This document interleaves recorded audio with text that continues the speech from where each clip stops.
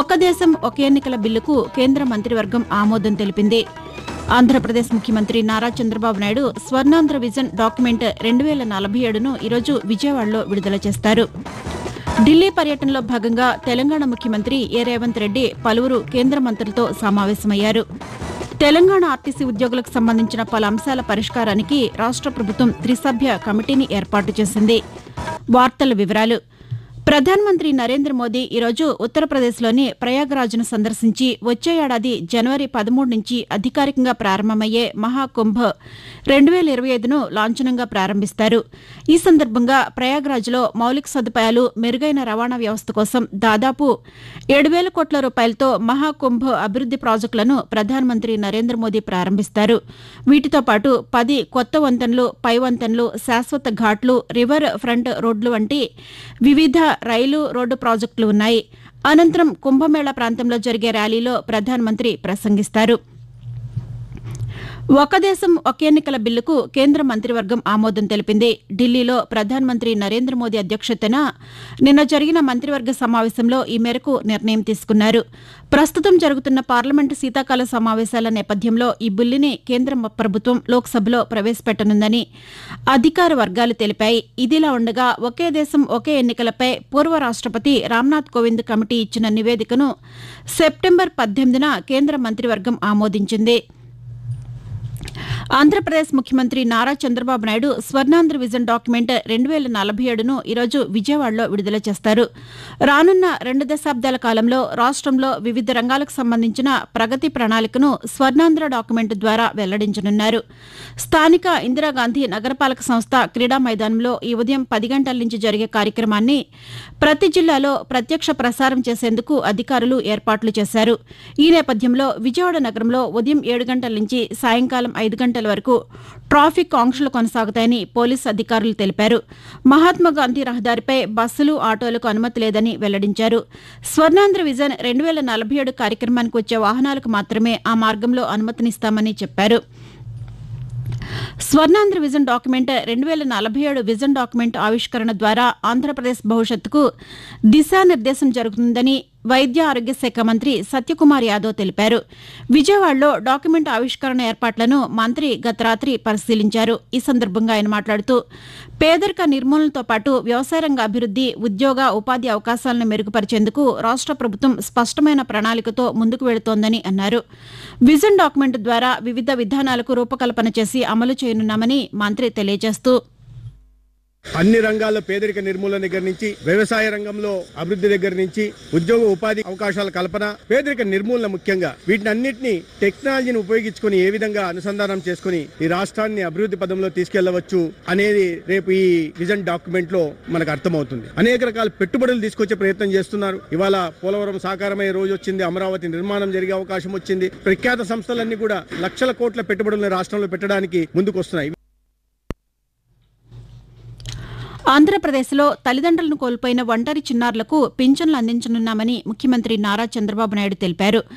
అమరావతిలోని రాష్ట్ర సచివాలయంలో నిర్వహించిన కలెక్టర్ల సదస్సు ముగింపు సమావేశంలో నిన్న ముఖ్యమంత్రి మాట్లాడుతూ రాష్ట్రంలో 20 లక్షల ఉద్యోగాల కల్పనే లక్ష్యంగా కలెక్టర్లు, అధికారులు పనిచేయాలని అన్నారు. ఎక్కువ సంఖ్యలో పరిశ్రమలను ఏర్పాటు చేసేలా చర్యలు తీసుకోవాలని చెప్పారు.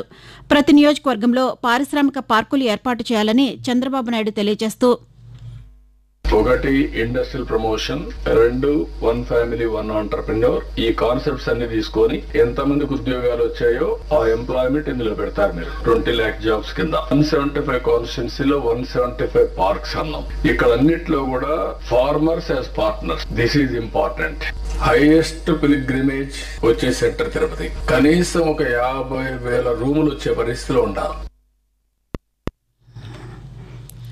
ఢిల్లీ పర్యటనలో భాగంగా తెలంగాణ ముఖ్యమంత్రి రేవంత్ రెడ్డి నిన్న 3 కేంద్ర మంత్రులతో సమావేశమయ్యారు. కేంద్ర బొగ్గు గనుల శాఖ మంత్రి జి కిషన్ రెడ్డి, కేంద్ర విద్యాశాఖ మంత్రి ధర్మేంద్ర ప్రధాన్, కేంద్ర రహదారులు, భవనాల శాఖ మంత్రి నితిన్ గడ్కరీతో సమావేశమై పలు అంశాలపై చర్చించారు. రాష్ట్రానికి సంబంధించిన ముఖ్యమైన రహదారులు, మెట్రో రైలు ప్రాజెక్టు, సింగరేణికి బొగ్గు గనులు, కేంద్ర విద్యాలయాల కేటాయింపుల గురించి ముఖ్యమంత్రి కేంద్ర మంత్రులకు వివరించారు. ప్రాంతీయ బాహ్య వలయ రహదారి, ఆర్ఆర్ఆర్, హైదరాబాద్ మెట్రో 2వ దశ పాటు హైదరాబాద్, వరంగల్లో భూగర్భ డ్రైనేజీ ప్రణాళికలు, సింగరేణికి బొగ్గు గనుల కేటాయింపు అంశాలపై వారితో చర్చించారు. వివిధ కేంద్ర ప్రభుత్వ శాఖల్లో అపరిష్కృతంగా ఉన్న అనుమతులను ఇవ్వాలని రేవంత్ రెడ్డి కోరారు. ఆకాశవాణి ప్రాంతీయ వార్తలు వింటున్నారు.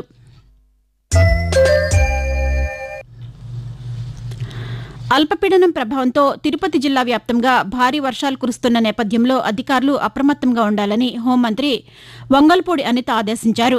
ఈ మేరకు జిల్లా అధికారులతో మంత్రి నిన్న సమీక్ష నిర్వహించారు. జిల్లాలోని తిరుమల, సూళ్లూరుపేట ప్రాంతాల్లో భారీ వర్షం నేపథ్యంలో ప్రజలు అప్రమత్తంగా ఉండాలని అన్నారు. ఘాట్ రోడ్లలో ప్రయాణించే వాహనదారులు జాగ్రత్తగా వెళ్లాలని కోరారు. లోతట్టు ప్రాంతాల్లో ముందస్తు రక్షణ చర్యలు చేపట్టాలని అన్నారు. ముంపు ప్రాంత ప్రజలను సురక్షిత ప్రాంతాలకు తరలించడంతో పాటు ప్రాణ, ఆస్తి నష్టం కలగకుండా జిల్లా యంత్రాంగం నిరంతరం అప్రమత్తంగా ఉండాలని ఆదేశించారు. ఎప్పటికప్పుడు రైతులు, గొర్రెల కాపర్లు, మత్స్యకారులకు ఫోన్ కాల్స్, సందేశాల ద్వారా హెచ్చరికలు పంపి అప్రమత్తం చేయాలని విపత్తు నిర్వహణ శాఖను హోంమంత్రి ఆదేశించారు. ఆంధ్రప్రదేశ్ ప్రభుత్వ పాఠశాలల్లో ఉత్తీర్ణత శాతం పెరిగేలా కలెక్టర్లు చర్యలు తీసుకోవాలని విద్యాశాఖ మంత్రి నారా లోకేష్ సూచించారు. అమరావతిలోని రాష్ట్ర సచివాలయంలో నిర్వహించిన కలెక్టర్ల సదస్సులో భాగంగా మానవ వనరుల శాఖ సమీక్షలో ఆయన మాట్లాడుతూ 10వ తరగతి పరీక్షల్లో 100% ప్రణాళికపై దృష్టి సారించాలని అన్నారు. వసతి గృహాల్లో పారిశుద్ధ్యం, భోజన నాణ్యతపై పర్యవేక్షణ అవసరమని మంత్రి పేర్కొంటూ Now they'll be distributing report cards to also the collectors. You are also being measured on academics and school infrastructure. విద్యార్థులు ప్రభుత్వ స్కూల్లో ఉన్నారా, ప్రైవేట్ స్కూల్లో ఉన్నారని తెలియాల్సిన అవసరం. My request is midday meals quality. So I request all collectors also to take it seriously. Hostels కూడా sanitation maintenance, even welfare hostels, toilets కి doors. And also last time మనం already గత పేరెంట్ టీచర్ మీటింగ్ లో drugs వద్దు bro అనే campaign ప్రారంభించాం. ప్రధానంగా దానిపైన ఇంకా సెన్సిటైజేషన్ తీసుకురావాలి. ఫస్ట్ టైం కేజీ నుంచి పీజీ వరకు we want to align the curriculum. Telangana RTC ఉద్యోగులకు సంబంధించిన పలు అంశాల పరిష్కారానికి త్రిసభ్య కమిటీ ఏర్పాటు చేసినట్లు రవాణా శాఖ మంత్రి పొన్నం ప్రభాకర్ తెలిపారు. హైదరాబాద్లో నిన్న ఆయన మాట్లాడుతూ లేబర్ ఎంప్లాయ్మెంట్ ముఖ్య కార్యదర్శి సంజయ్ కుమార్ చైర్మన్గా, ఆర్టీసీ ఎండీ సజ్జనార్, ప్రజావాణి నోడల్ అధికారి దివ్య సభ్యులుగా త్రిసభ్య కమిటీ పనిచేయనుందని చెప్పారు.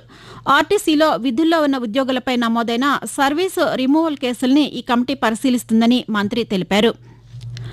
సింగపూర్లో జరిగిన ప్రపంచ చెస్ ఛాంపియన్షిప్ పోటీల్లో చెన్నైకి చెందిన దొమ్మరాజు గుకేష్ విజేతగా నిలిచారు. చివరి రౌండ్లో డిఫెండింగ్ ఛాంపియన్ లిరెన్పై విజయం సాధించి అత్యంత చిన్న వయసు చెస్ ప్రపంచ ఛాంపియన్షిప్ రికార్డు సృష్టించారు. విశ్వనాథన్ ఆనంద్ తర్వాత చెస్ ఛాంపియన్షిప్ సాధించిన రెండో భారతీయుడిగా గుకేష్ నిలిచారు. గుకేష్ విజయంపై రాష్ట్రపతి ద్రౌపది ముర్ము, ప్రధానమంత్రి Narendra Modi, Andhra Pradesh governor justice S Abdul Nazeer, ముఖ్యమంత్రి నారా చంద్రబాబు నాయుడు శుభాకాంక్షలు తెలిపారు. జాతీయ అశ్వ దినోత్సవాన్ని ఈరోజు నిర్వహిస్తున్నారు. గుర్రాలు ఎదుర్కొనే సమస్యల గురించి ప్రజలకు అవగాహన కల్పించి వాటిని పరిరక్షించేందుకు తీసుకోవాల్సిన జాగ్రత్తలను తెలియజేసేందుకు 2004 సంవత్సరం నుంచి ప్రతి ఏటా డిసెంబర్ 13వ తేదీన జాతీయ అశ్వ దినోత్సవాన్ని నిర్వహిస్తున్నారు. ఒక దేశ ఆర్థిక, చారిత్రక, సాంస్కృతిక రంగాల్లో అశ్వాలు పోషిస్తున్న పాత్రను గుర్తు చేసుకుంటూ ఈ కార్యక్రమం జరుగుతోంది. చారిత్రకంగా కూడా మానవ జీవన స్రవంతిలో గుర్రాలు కీలక భూమిక పోషిస్తున్నాయి. ప్రాంతీయ వార్తలు ముగించే ముందు ముఖ్యాంశాలు మరొకసారి.